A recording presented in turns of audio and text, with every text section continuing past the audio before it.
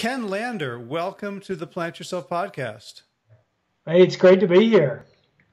So I met you a couple of weeks ago now up at Plant Stock, and you had an amazing story of transformation, and it's one that you are still in the thick of. I am.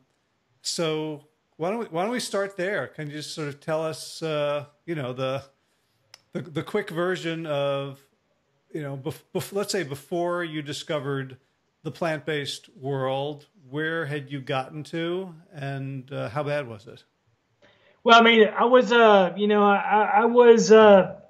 basically a poster child of Western illness. I mean, and didn't know it yet. I mean, I had been a trial lawyer in Atlanta for years, and then decided to move to Costa Rica and not be a lawyer anymore.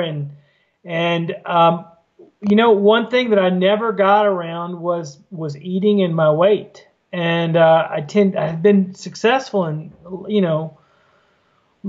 a great part of my life, my career, my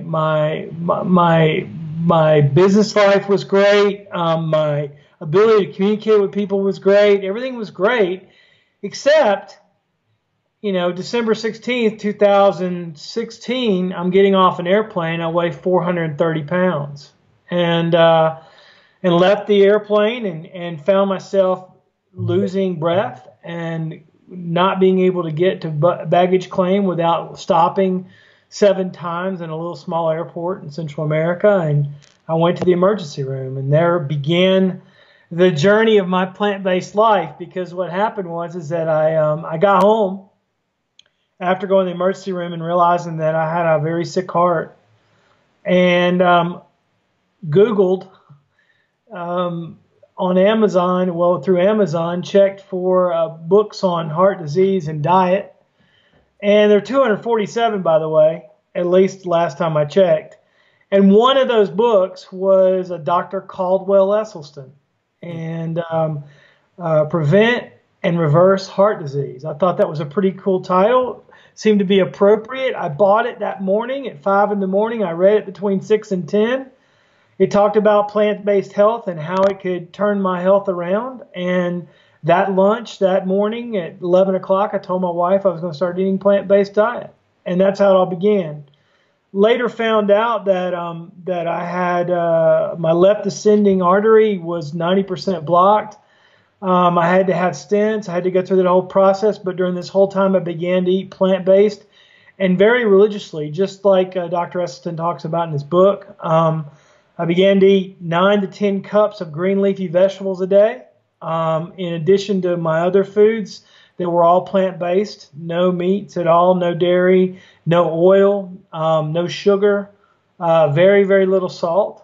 And as a result of that, long story short, I end up May 14th on a bed in a hospital in Clinica Biblica with my cardiologist, the same one that had received me in the hospital, checking my heart. And he grabs my arm. He says, "I can't believe it, Ken. You have a new heart.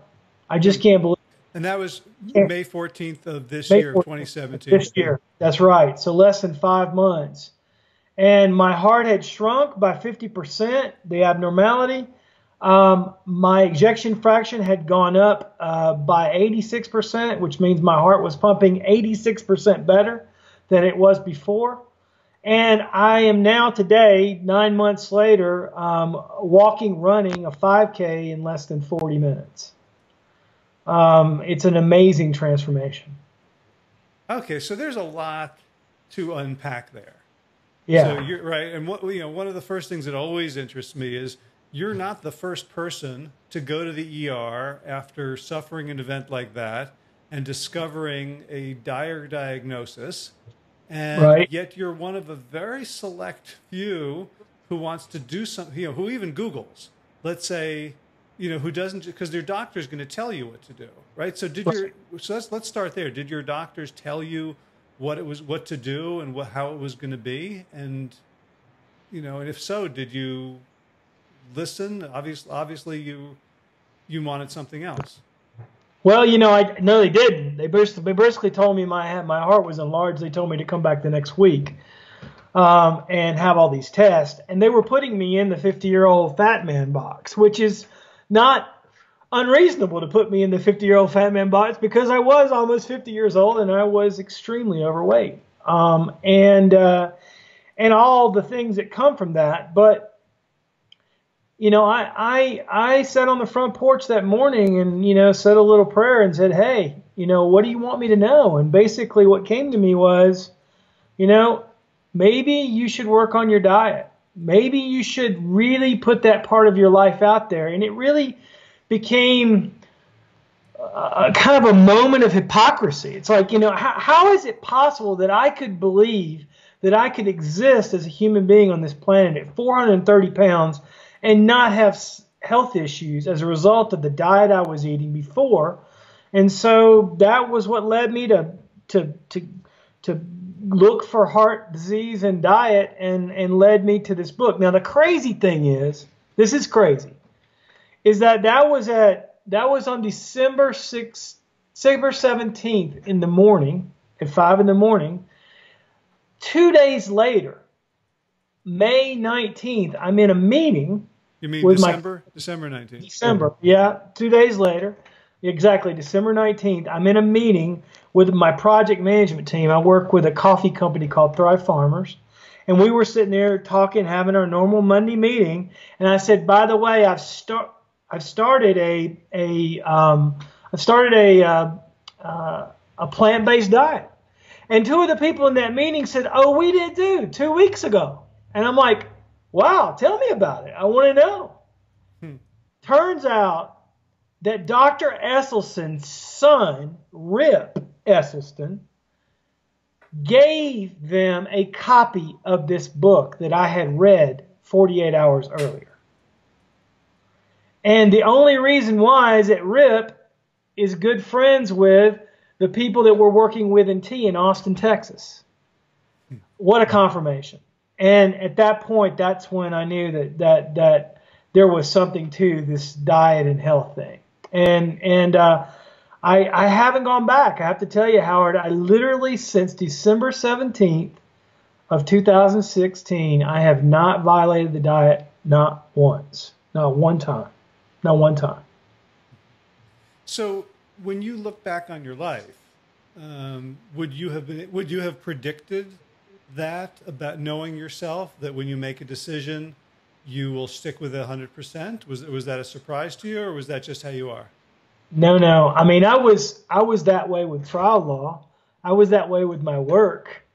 But I certainly wasn't that way with my own personal health. No, I wasn't. I mean, it is truly unexplainable, other than miraculous, that I actually had the forewith, was strong enough to actually take this on until I, you know, and the thing was, is that because it was, and really what it boils down to is I was lying to myself. I mean, you know, and that's exactly what was going on. I mean, I was lying to myself that the way I was eating wasn't going to affect my life when I'm literally, you know, a 54 waist. And those pants were tight, by the way. I mean, you know, it's amazing the capacity we have as human beings to tell ourselves things that aren't true and believe them. So how did you get to be eating the way you had been eating prior to your emergency room visit? I mean, I hear an accent. It doesn't sound Costa Rican. I'm imagining sort of South or American South or Midwest. American South. So I was talking to my best friend today. We have a call every week. And I was like, you know, I couldn't have come from a worse place of eating than anywhere else in the United States other than the American South. And I grew up in the worst place of it all because my mom grew up in Texas. And she didn't just grow up in Texas. She grew up in southeast Texas, right down now by the Mexican border. So I grew up with pretty much every bad type of food you could eat. Every wonderful food that we all think about as comfort foods before we begin to live the plant-based lifestyle, I ate them. Fried chicken, you know, here in Costa Rica, fried pork rinds, you name it, fried. Everything was fried, and most of it was meat every single day. And so for me to make that transformational shift it was definitely medically motivated. It was like, I finally woke up and said, I can't keep lying to myself. Either I'm going to change or I'm not going to change. And that's where it got to be. That was the point. And so I grew up on the worst types of food you possibly could grow up on. In excess, I was an only child who my mom put me on a pedestal, and she rewarded me. I was a celebratory eater. So I love to eat because I love to celebrate with people. And you came to my house, you had the mac and cheese, and the mac and cheese was full of like 2.5 pounds of cheese. I mean, the more cheese, the more love, the more, it was just on top of, over the top eating. That's what I was doing. So were you a heavy kid? I was a heavy kid. Pretty much I only got to my fighting weight of like 190, 200 pounds around college time. And the one thing that did save me is that throughout my life, regardless of my weight, I was an exerciser. I was someone that tried to keep active and move and had lots of energy. So on the inside, I already had developed a lot of discipline around those kinds of things. And that's helped a lot in the last 9 months for sure.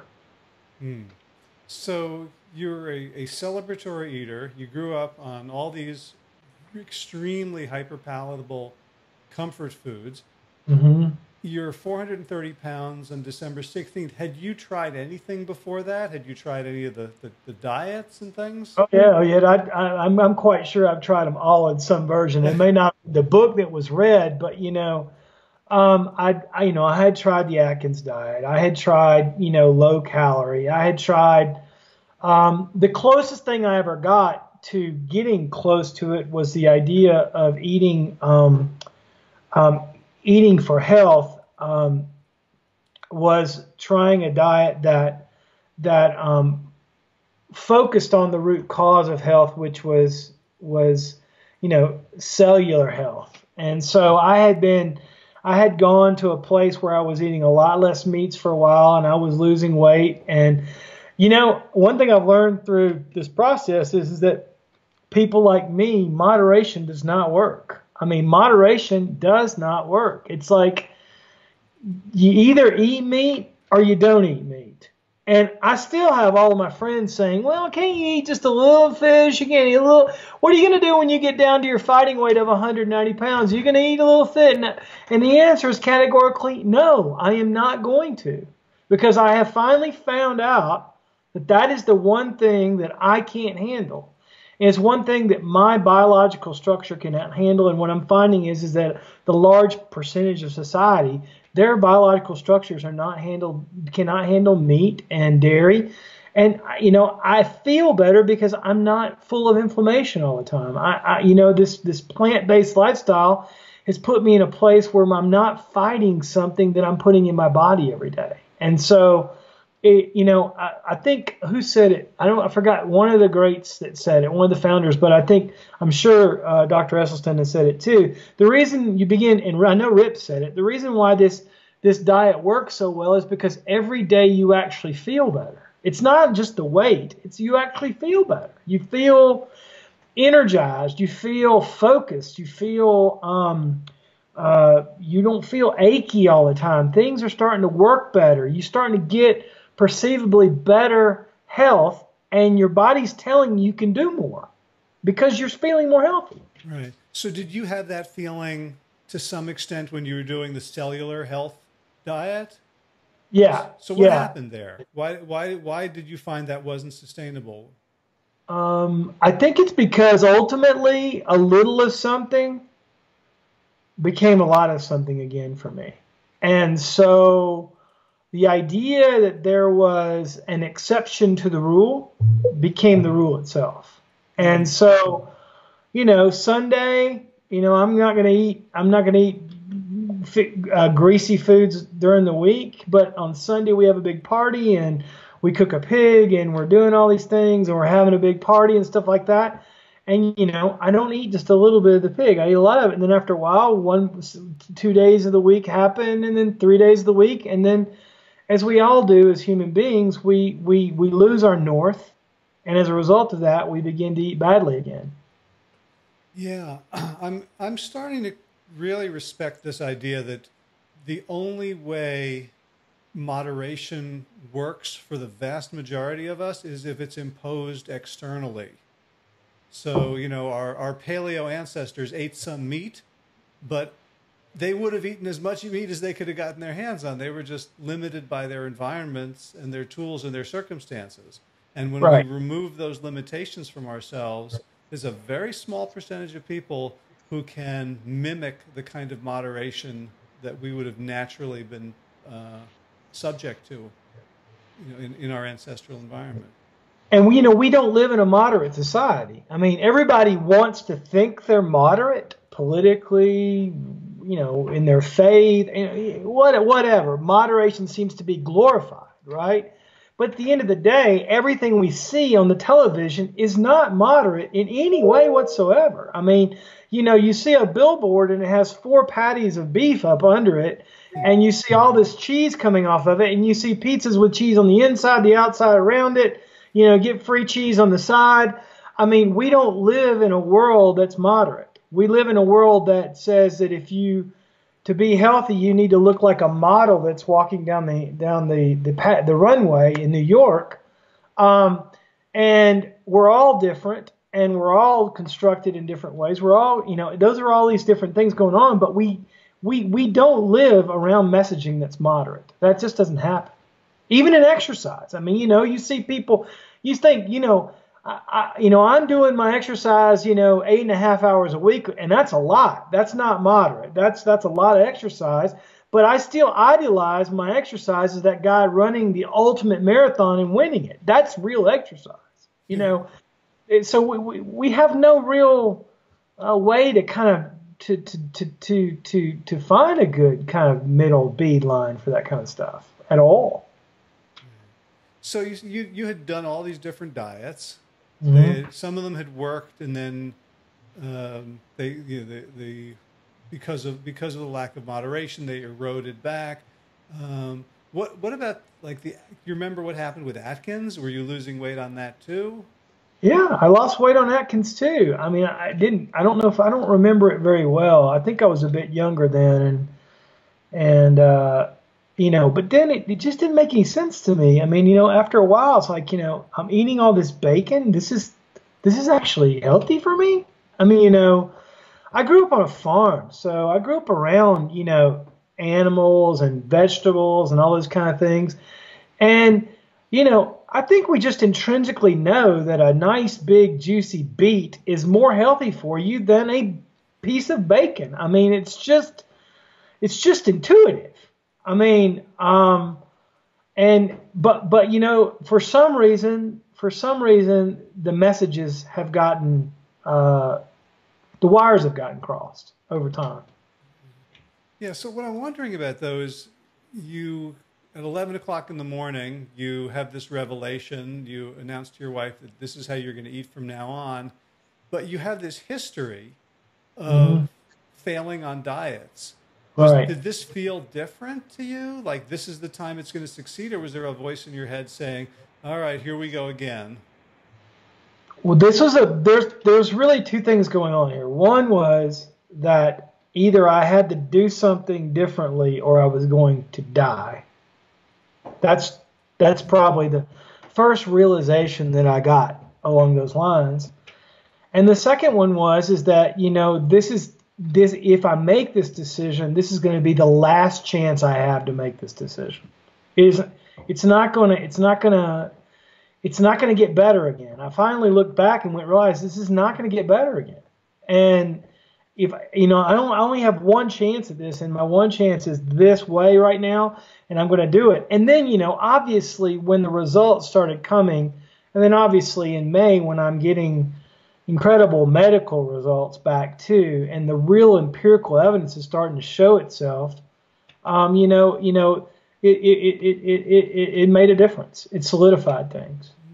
I'm not saying it wasn't hard. It was definitely hard. Well, let's talk about how hard it was, right? So your first day, you're probably still, you know, addicted, however we want to understand that word, to the experiences and the tastes and the chemical rushes that you get. What were the first few days like, and how did you deal with the hard? I think the first days weren't as hard as maybe the first 2 months. I think that the first few days you kind of put your head down and you kind of push through, and then all of a sudden you start getting these creeping things in, like, well, maybe a little oil would be okay here, and then people start talking in your ear and stuff like that. And then what really helped me was I got gout about 2 weeks into the process, and I couldn't walk. Wait, And so like early January, 2 weeks after committing to this, you get an incredibly painful condition. Had you had it first before? time ever, first time ever. So how do you not say, well, clearly this doesn't work? How do you maintain your confidence? You know, in the background, there's also my conversation with God going on. I mean, you know, I felt very. I'm a man of faith. I felt that I was being shown some things that I think were miraculous things. I think that I was being shook, if you will, and saying, here are tools. Look, Ken, here are tools. You know, these are things that are good for you, that have been created, that are good for you, and just stay the course. And that's what I got from it. Stay the course. And I did. I stayed the course. And then it was like another thing hit me. So then 2 weeks after that, I have to go to the hospital for all the tests. Once they calmed me down and they got me kind of stable, they want to do all these tests. And I go in and I realize that not only did I have an enlarged heart, my left ascending artery was 90% blocked. And so it was yet another injection of reality that I was literally within 30 days of a heart attack. I mean, easily within that amount of time.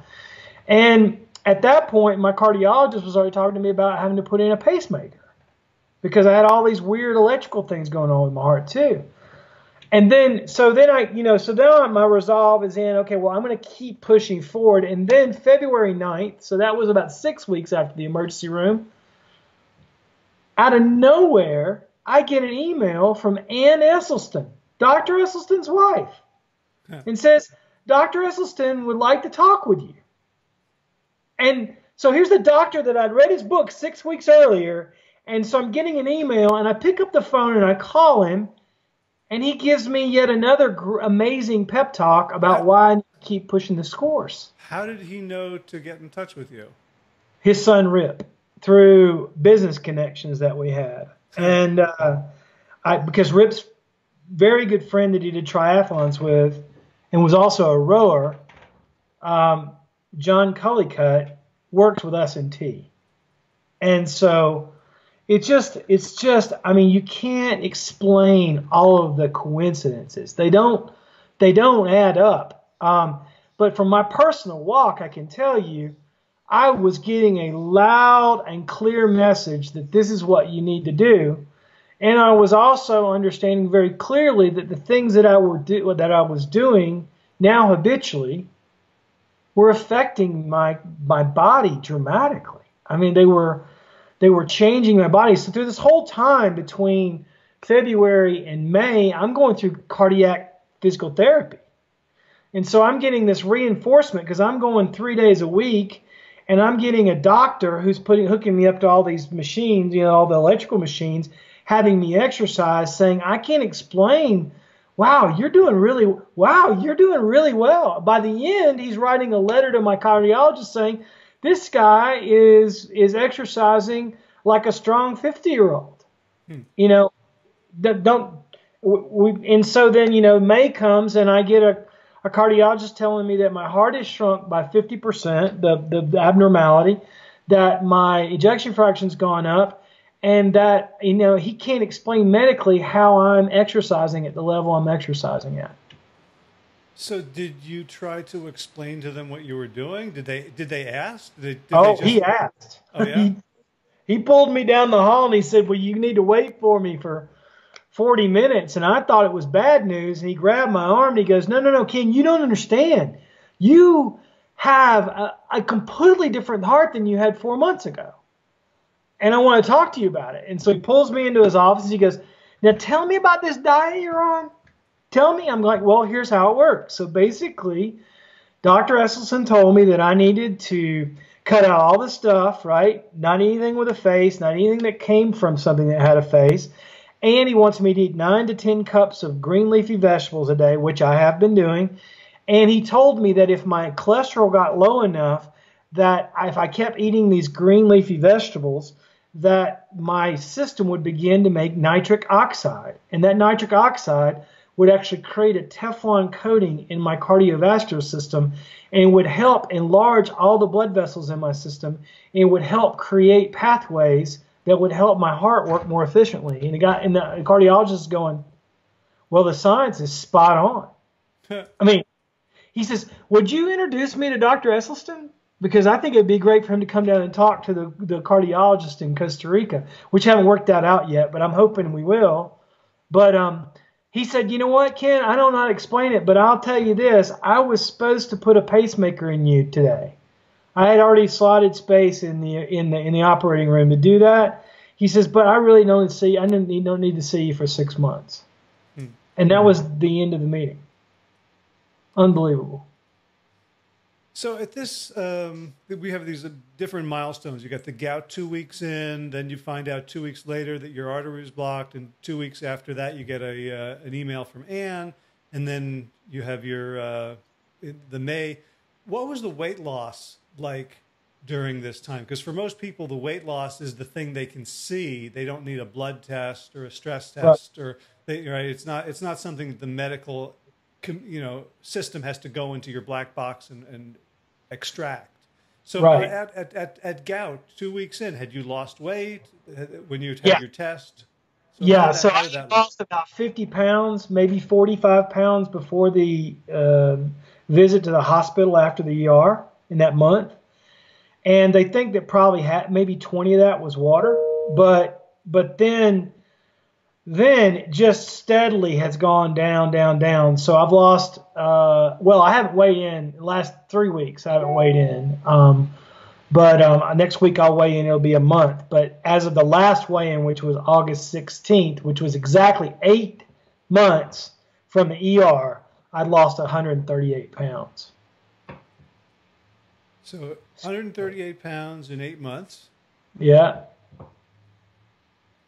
Get my calculator. It's like 4 pounds a week if we Yeah, it looks calculate. like 17 and a quarter pounds a month. Yeah, that's it. That's it. So that's more than half a pound a day consistently. Right. Right. So I And don't. the thing about it is I've gone back every single time I weigh. I go back to the very scale in the emergency room in the same hospital in San Jose that's 3.5 hours from me to weigh on that same scale. Because two things, I go there because it's the same scale, but second of all, I go back there and it makes me realize what a miracle it is how far I've come in the months that I've been going to that scale. And And you're also representing publicly, right? You're right. not just doing it in the privacy of your own bathroom. No, no, no. I'm everything, and I send my doctors a report I'm not every week now because when I weigh in, I'll send them a report. But that report has all of my exercise for the week. It has all of my nutrition stats for the time of the report. I put everything in MyFitnessPal, which is the Under Armour application, and it tells me how much grams of saturated fat I'm eating, unsaturated fat, all of the different parameters on nutrition. How many minutes and types of exercise, max rates, average heart rates, inclinations, climb, distances, all of that stuff. So I have pretty much a complete digital record of this whole process from the beginning. So I'm imagining that someone's listening to this and saying, "Well, goody for Ken, but I don't have Right, that kind of time." right. Right? It sounds a little bit like you've just taken on a second job. Did it feel like that? Oh, yeah. I mean, I've literally taken 8.5 hours of my day, of my week, and put it into exercise. But what I tell people, and what, look, I was that guy 9 months ago. I was that guy walking down the street that everybody kind of turned their head going, he's going to keel over any minute. Right? Mm. And I tell whoever's listening this, right? First of all, I love you as a person, right? And I'm not preaching to you because I've been there, right? But in love, I can tell you this, that if you truly believe that you don't have time to take control of this part of your life, then you're telling yourself a lie. You literally are telling yourself a lie, because at the end of the day, other than our faith, we don't have anything else more important than our physical health in this world. And if we don't have our physical health, we can't love the people that we're called to love. We can't do the work we're called to work. We can't do the things that we need to do in life if we don't have our physical health. And if someone is walking up to you and saying, hey, there is a way for you to make a change in your life, then you probably should put everything down and start reevaluating. Well, maybe I should be exercising 8 hours a week, and maybe I should not be eating meat and dairy and oil right now. These are the kinds of things that we have to make decisions on, but we're told by society that we can't do them. And that is a lie. Well, you mentioned the word hypocrisy earlier, and the way you're framing it, for me, it sounds like you kind of went from idolatry to monotheism. Like, you know what I'm saying? It's a very interesting way to put it. I can tell you that from my vernacular, that's the one thing I wasn't willing to give God was my weight issue. And I did. And I finally gave it to him. And I'm not trying to say, hey, that's great, Ken, whatever, you did that, right? Well, you can believe it or not, but go look at the picture of me on December 16th and look at a picture of me now, and you're going to say something happened. And I'm telling you how it happened for me, right? But what I'm saying at the end of the day, I think what you're saying is quite true. I think that I'll tell you this. Basically, I feel like there are three big lies, okay? The first one is a public lie. The first one is that the food industry tells us that it's okay to eat these foods, right? And you can look at any of the documentaries that are out there now, What the Health or Forks Over Knives, all of those different ones that tell the story of basically people trying to justify that these foods are good for you. And that is just not true, okay? But the problem with that lie is it becomes an excuse for people to say, well, the science says it's okay. And then you got great people like Esselstyn, Ornish, Hans Deal, Gregor, Neil Barnard, all these great people that you can read, Michael Clapper, all these people that are out there doing some great real science on this stuff. And now you got a piece of paper in your hand, a book or whatever it says. Science says this stuff is bad for you, okay? It's bad for you. Now you have to make a decision. And the next lie you tell yourself is, well, that science doesn't apply to me. Well, that's a huge lie, because at the end of the day, it does apply to you, but we don't ever get to that place where we want to actually accept it. I did. I got there. I put myself on the stand. I cross-examined myself, said, Ken, you're 430 pounds. You have heart issues. Are you willing to accept that this is the truth? Are you willing to consider it's the truth? And I did. I considered it. But then once you say, okay, the science does apply to me, the most insidious lie, the one that goes to your question, right, about monotheism, right, is this. The lie that we hear all the time is that there's no way, Ken, there's no way you can change. It's too late. It's too late. It's absolutely too late for you. And, you're never going to be that 190-pound guy in college that used to run 3 miles. That's not going to happen anymore. I'm sorry. You're never going to be that guy. And that's the biggest lie right there. That's the one that has really changed my life, and me realizing that, yes, I can be that. And doing that is a witness to other people of what I believe. It's a witness to my family that I care about them, right? It's a witness to the people around me that I care about them because I'm willing to make a change. And it certainly is impacting other people's lives. Because now they can't share in that lie with me. Because if Ken can do it, anyone can do it. Trust me, a redneck Southern boy from Atlanta, Georgia, who thought fried chicken was the best thing since sliced bread, to go from that and 430 pounds to today 290 pounds in less than 8 months, right? And feel good and know that I can do it, then anyone can do it, Howard. Anyone can do it. I hear that so often from people who have shared your trajectory, from Josh LaJaunie, Tim Kaufman, Adam Sudd, and yet people don't believe you. Right. That's what you're saying the polytheism is. There's so many things out there to believe. How could it be so simple? How could it be that simple? Right? You know, the hardest things in life are usually the most simple things, right? Patience, right? You know, patience is such a simple concept, you know, but it is the hardest thing to do, right? It's so easy to understand patience, but to actually practice patience, wow, that's a hard one, right? You know, listening, it's so easy to hear, you know, you should listen more than you talk, right? I still haven't gotten this one because I'm a talker. But to actually practice listening and do it well, wow, that is a hard thing to do. And then someone says to you, just don't eat meat, dairy, eggs, anything that had a face or anything that came from it had a face, and your health will be better. And you're like, well, you know, that kind of makes sense to me. Okay. But then to actually do it is hard. And so we're told that we can't do it. We're told that we don't have to do it. We told us that that really doesn't apply to us in our culture, and so we don't do it. But you know, I met Josh LaJaunie, and Josh, you know, those kind of people are awesome to have in your life because he's pushing me even harder. He's saying, King, you should run a 5K by the end of the year. And I'm like, I'm in, Josh. So I go tell my doctors I'm going to run a 5K by the end of the year. They're like, dude, you need to slow down a little bit. You know, you're so clinically ahead of us now. Can we just have at least one more checkup with you before we release you to go run a 5K?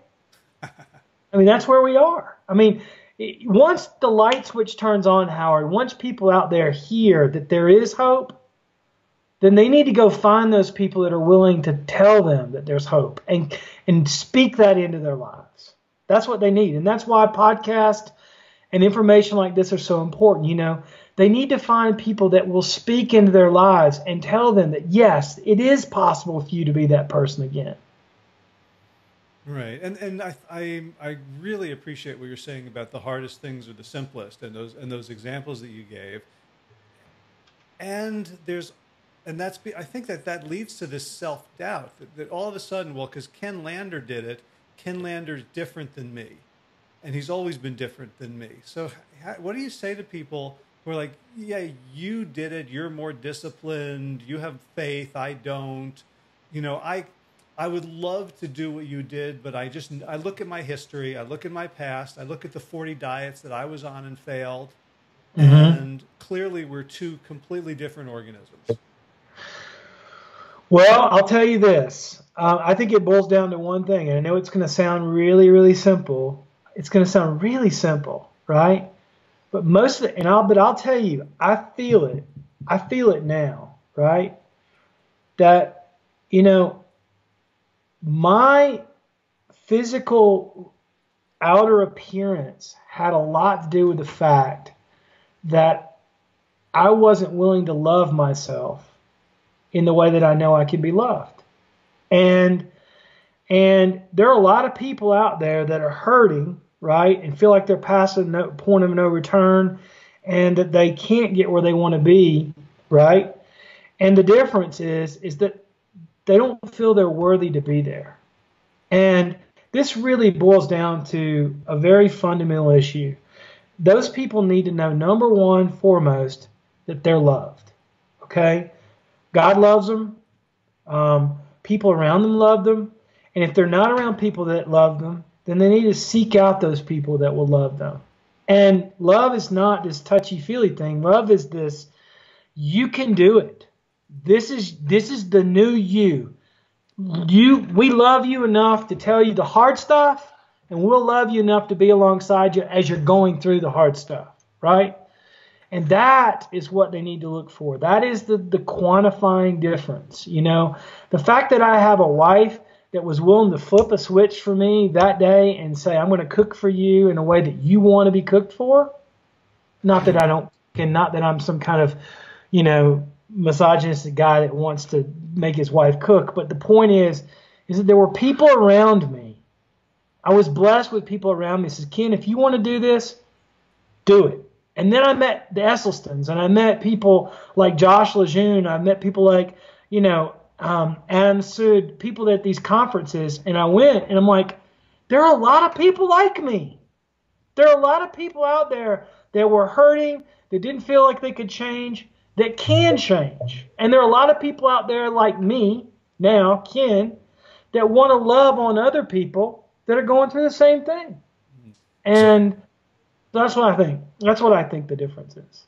So what happened first? You didn't wake up, read the Esselstyn's book, and at 11 o'clock, all of a sudden, love yourself that fully, right? No. Like, so what was, like, because I hear people hear that, and like, it's sort of common to say, you know, you've got to love yourself. But, you know, there have been times in my life where I'm just like, I am a shitty person. I've done terrible things. I'm shallow. I'm mean. When I am a good person, it's mostly because I'm faking it. Like, me loving myself would be like, you know, some affirmation like, I'm a billionaire. I'm a billionaire. It just felt wrong. So how do you get to, what are the steps to get, the predictable steps in your experience to get to self-love when you don't have it? Well, I'll tell you, I mean, I can only speak for me in completely the first person and someone that I know. I am not an expert in these areas, and I don't think anyone really is. I think the only way you can be is to actually know yourself, right? Beautiful. And I can tell you this, that I had to get to a place where I was completely reliant on God and my faith for every breath. That's where I got to be. I mean, I'm literally sitting there wondering whether I'm going to live for another month. That's where I'm at. Psychologically, that's where I'm at. And so I became grateful for every single breath and every step that was going in the right direction. I became grateful for that. I didn't get down on myself. I had to forgive myself, and I had to be appreciative and thankful for what I was feeling in that moment. You know, and I did. Even when it got to the place where I had gout and I couldn't walk for 2 weeks, it actually was, I was thankful for the fact that I was required to actually stop for 2 weeks and focus on what was important, the main thing in my life. And you know, that I think what your question was really interesting. Your first question was, hey, you know, how is it that people say, well, I just don't have time for that? Well, you know what? I was forced to have time for it. And I know that it's a gift, right? I know that it's a gift now. So I can go back to people and I can pour into their lives and say, look, you know what? You know, it's not going to be easy, but there is something greater than you that loves you. And that's what got me through it. That's what got me to where I am today. And you know, people, you can characterize it however you want to initially in your walk. It can be faith. It can be God. It can be something you don't understand yet that you certainly is feeding you and helping you. But wherever you start, you need to know that there's something bigger than you that loves you, and that your self-worth doesn't have to come from what the world tells you it has to be. It doesn't have to be that, you know. And I think that's where I ultimately found myself. I found myself in a place, a crucible point in my life, when I had to make a decision whether I was going to be thankful for where I was and realize that someone loved me and move forward from that place or not. And that's what happened for me. I Right. don't know if that answers your question, but I Yeah, mean and that's I'd love to see if I can sort of translate it for people for whom the idea of religious faith or God is something they're not comfortable with. hmm And I think, that for me, what I heard was that the operational turning point was gratitude. yes, And so you don't need to believe in God to be grateful, right? I mean, you you can just say, like, let's just be a scientist about this and say, I'm on a planet with the perfect amount of oxygen, the perfect temperature, the perfect distance from the sun. I watched an eclipse 3 weeks ago, and the sun and the moon, which are vastly different sizes, were exactly the same size. yeah, And the gravity is just perfect. And like, wow, what I kind of won some sort of jackpot. And I have, you know, arms and legs and like whatever you don't have, it's far outweighed by what you do. And just moving into that kind of gratitude puts everything in a different sort of context. And it I does. love that you described the things that, someone else would look at you and say, well, those were the low points of your life. And those are the things it sounds like you're most grateful for. I am eternally grateful for the coincidences, however you want to define them, of ending up in an ER and within 24 hours finding a book that introduces me to the plant-based world in a way that I've never seen it before. And then ultimately, the author of that book reaching out to me 6 weeks later, right? In the meantime, I find out that I've got all of these medical issues, but I am finding that the things that I am doing, right, we're actually designed, however you want to say it, like you said, like, we're the perfect distance from the sun. We have the perfect foods we need to eat. We need all these different things. However you want to wrap that up in a bow, I happen to wrap it up in the bow that they were created for me to eat in that way, and I'm eating them, and they're actually changing me, right? Okay? So I'm not just some puppet, right? I'm actually have a free will to either eat these things or not eat them. I'm eating them, right?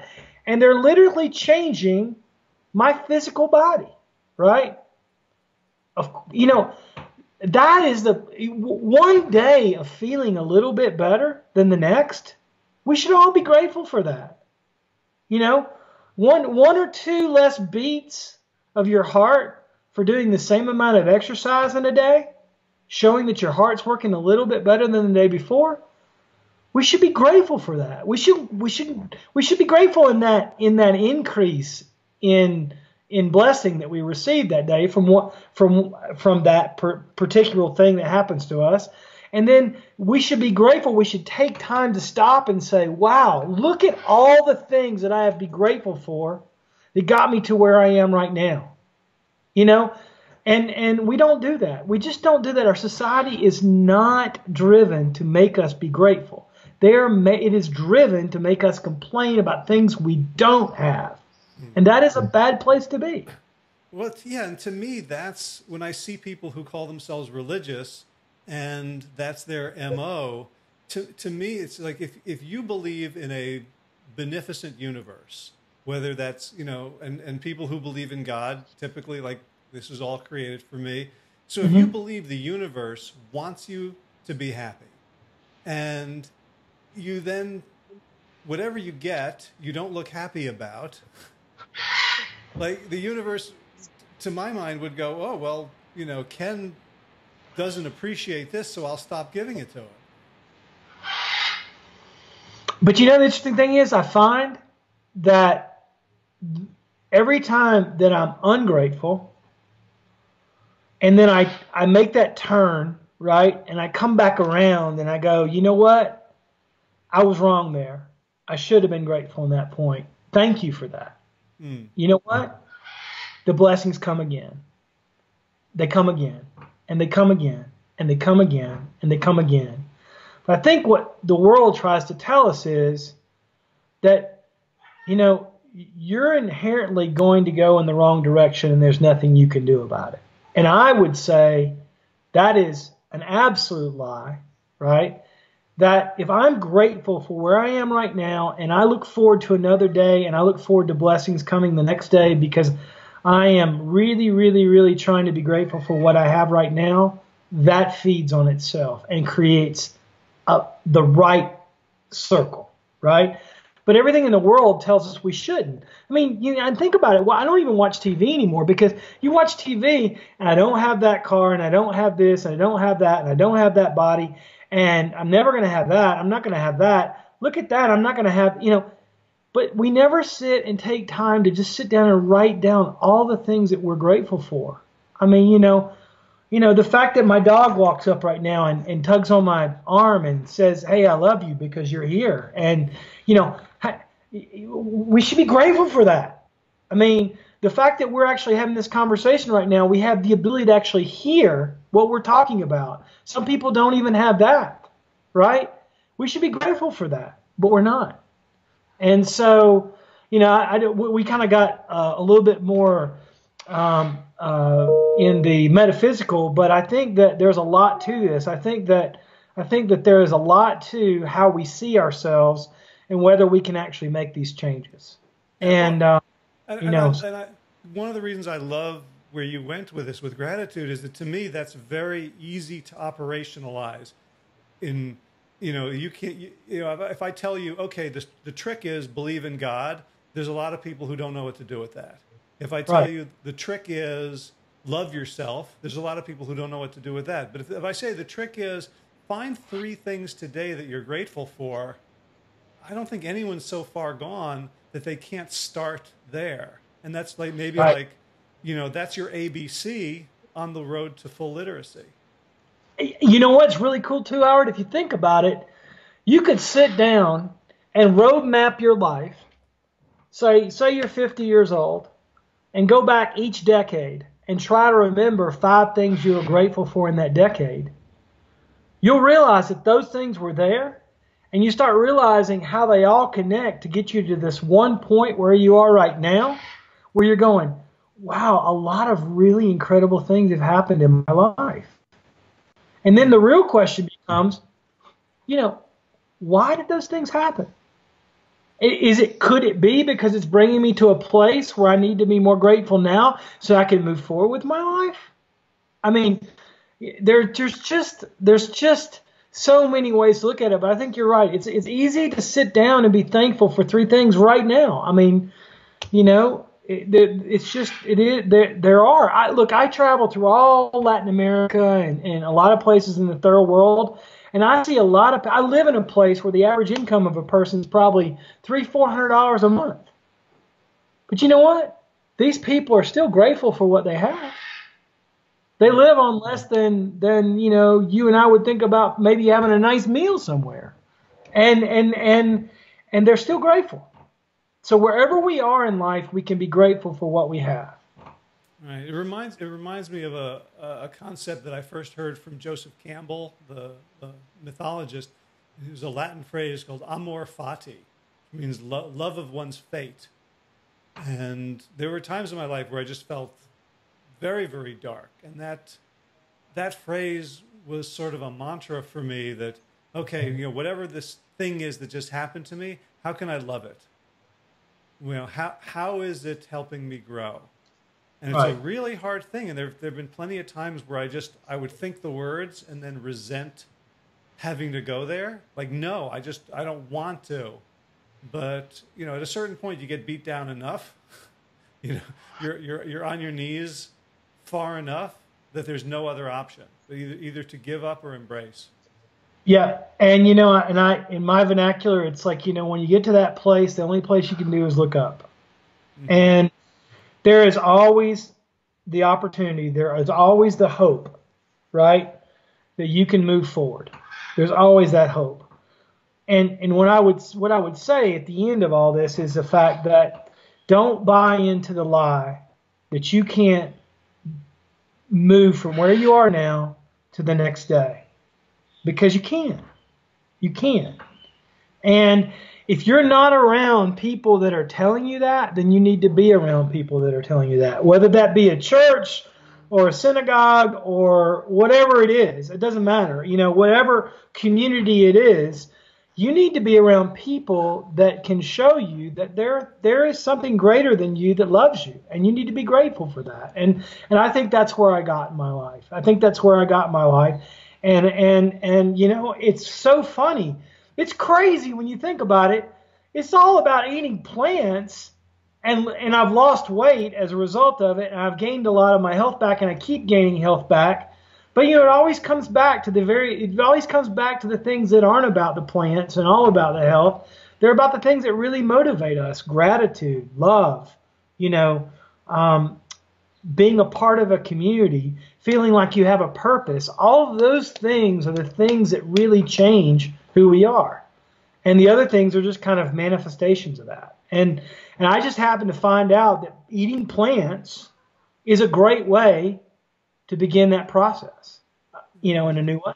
Right. And the irony is, for so many people, eating plants is the first step to getting to those core values that then allow everything else to manifest. I know a lot of people who eat plants, but who don't change their insides. And after a while, they revert back to wherever they were. It's like a rubber band, just returning to its shape.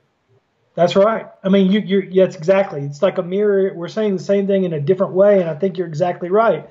And the plant, you know, it doesn't matter where it starts. It happened to be that finally I had an epiphany moment when I realized that eating plants was going to be key for me, spiritually, emotionally, and physically. And I accepted that, and I moved forward with it, and I've learned a lot of things through it, you know, and I hope that people have that kind of journey as well. I mean, it's, you know, it is, eating plants is just the beginning of it. It really boils down to understanding, you know, where you are as a person and where you want to go as a person, and why things are happening in your life. I mean, the why is everything. And so I think these conversations are very, very important. It just happens to be that plants are such a dramatic way of showing physically how transformative you can be with your own body. I mean, just by doing something so simple as not eating meat and dairy and eggs anymore. I mean, it's amazing. So I wanted to talk to you about your previous career as a lawyer, and I kind of feel like I don't now. I feel like you showed us how to do it rather than intellectualizing it. Sure. At some point, I'd love to have you back on the show as a marketer to help us understand how we can spread the word, because you are incredibly effective at it, and you do have a lot of professional experience and understanding. But now I just want to come full circle and find out how you ended up on the stage at Plantstock, where I met you. So Dr. Esselstyn and Rip, once they found out in May, I called Rip. I think I called Rip like a day after, on the way home maybe, after after this last physical, and saying, hey, look, my cardiologist can't explain why I am the way I am. And he said, well, Ken, I'd really love for you to come and speak at Plantstock. And you have to imagine what's going through my mind, right? I'm sitting there going, I just read this guy's book 5 months ago, and now I'm being invited to speak to a community that I have no idea existed until 5 months ago. Really? You know, and so what was I going to do? I said yes. I mean, what are you going to do when you're faced with that kind of an invitation, when you're like, and so, you know, it became yet another waypoint for me, because I'm like, you know, what am I going to weigh when I get to Plantstock? You know, I had any idea that I was going to weigh 138 pounds less than I did when I read the book. And here I am on the stage at the farm of the guy who wrote the book that I read 8 months earlier. And what a compelling story it is. And I was so funny. I was watching all these people. You know, one thing, Howard, was amazing as I was watching the faces of the people as I was communicating with them. And just to see the same desires and fears and joy and stress and all the things that I have been feeling for the last 9 months in the faces of the 700 people around me, you know, and to realize, wow, I may have found a place for myself where I actually can use all of the gifts that God's given me in terms of advocacy and those kinds of things to really tell people that, a really simple thing. I love you. There are people around you that love you, and what you're doing is good for you, and we want to see this for you. And you know what? That message was received, Howard. You were there. I mean, it was truly received by everyone who was speaking on that stage. And so it was a true gift for me personally to be there and to receive that love from people and realize that that's what I want to give back. And so that's kind of why I was there. I know that's why I was there. It's beautiful. Yeah. Yeah.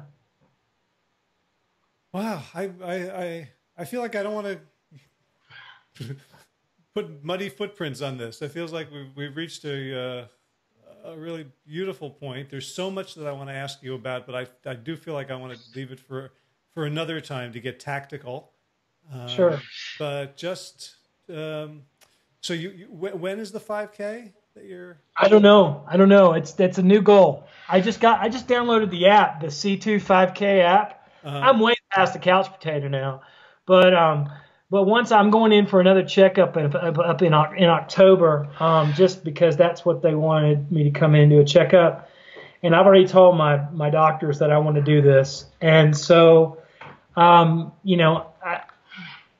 sure they'll say it's fine. I mean, it doesn't matter. I'm already running anyways on the treadmill, so it doesn't really matter, right. And so it's going to be good. I'm looking forward to it. So my last question, when I was prepping for this interview, of course, I'd heard your talk and I'd met you and we had a private chat, but online you have very little presence except for your corporate bio at Thrive Farmers. Is there a plan to change that? There are people who are going to want to hear from you again and again and again. I know there are people who listen to this podcast who are thinking, finally, Howie got somebody on the show who's talking openly about God, about faith. This speaks to me like almost none of the other guests have. I want to follow Ken. Is there a way, or is there going to be a way for people to do that? Maybe so. I mean, in my vernacular, Lord willing. I mean, I feel like there could be that. I feel like that I'm learning still. I feel that I still have a lot to learn. I certainly have found that there are a lot of people out there that have faith or damaged faith or have been treated badly, and a lot of this stuff is expressed in their physical result. And let me put it this way: I'm an open book, and at some point it would be great to have more opportunities to speak. But it's crazy is that I keep getting more opportunities to speak. Every single, I get people calling me and saying, "Hey, would you come speak at this?" Has nothing to do with my health, right? But they hear about my story and they want to go, well, we just want to know more. Mm-hmm. And I say that in all humility. It's if someone wants me to come talk or to be a part of their lives and pour into their lives in a group setting, I would certainly want to be available for that, especially if it's going to help people feel better and, spiritually and emotionally feel better as well. Beautiful. So I want to encourage you to get a website, and whether it's a podcast or a blog or a YouTube channel, so that people can get more of you. And if you don't mind, I'm going to ask people to email me or just comment below this interview in the comment section if they would like that, if they would like to hear more from you digitally, because I can see you as someone becoming a huge media presence, and not doing it for the reasons that lots of us do, for sort of adulation or money or fame, but out of this burning desire to give back and to be a vessel for the love that has transformed you. So I'm gonna see if I can get a crowd of people to motivate / intimidate you into sharing more. We'll see how that goes. So I'll tell you this. I can tell you this without a shadow of a doubt. There are people out there right now that are listening to this that don't feel like they're loved, and don't feel like they can change. And I can tell you this, that I know you can change, and I know that I love you, and that obviously I have received that message to send that to somebody else. And so, I just encourage people out there, don't give up. Whatever you do, don't give up, because there is something much greater than you that loves you. And that's really the bottom line. Right on. Let's leave it there. Ken Lander, thank you so much for all you do, for your work on behalf of yourself and all of us and the planet. And thanks for taking the time on the podcast today. Oh, you're very welcome. Thank you, Howard. It has been a pleasure. It really has been a pleasure. All right. Be well. All right. Bye-bye.